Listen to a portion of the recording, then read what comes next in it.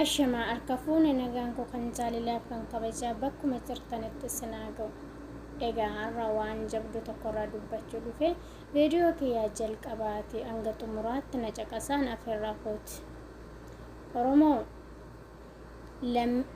Jawaar Mohammad, Obbo Baqqalaa Garbaa, Hamzaa Booranaa hidhamtoota siyaasaa martuu lagannaa nyaataatti deebanii jiran.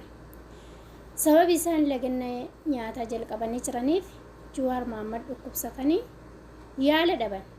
Manni murtii yaala akka argatan yeroo hajajeef yaala argachuu hin dandeenye.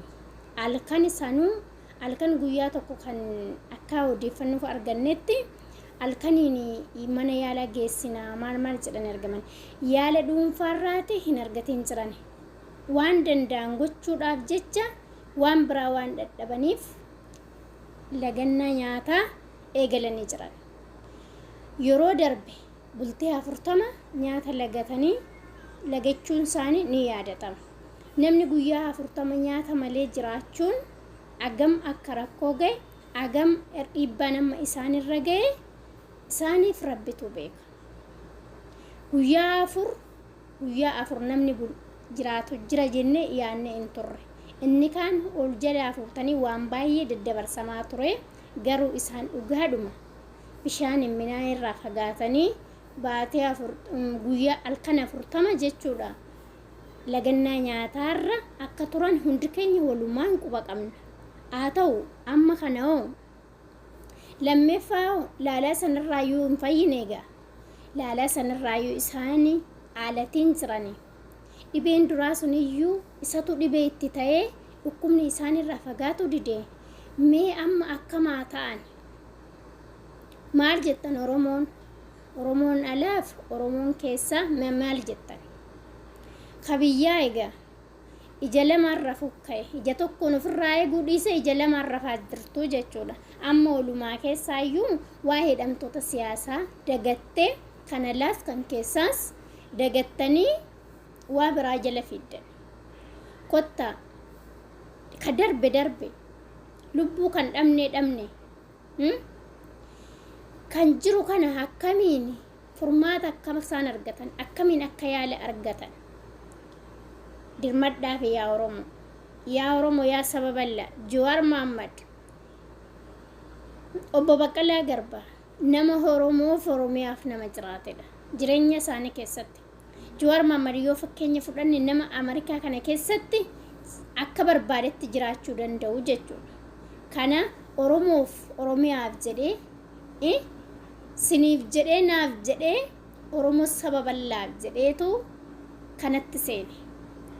Lubbuu isaa qabu tokkitti isiniif kennee jechuudha.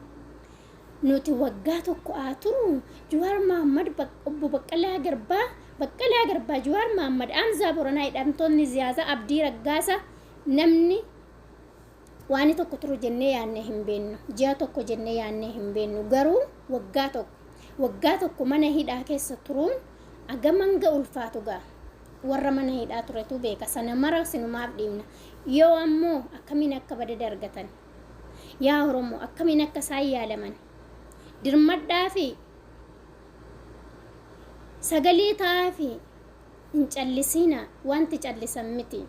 Mootummaan kun mootummaa nama nyaataa hilma hajjeesee haadha akka hin boonye mootummaa taasisaa jiru.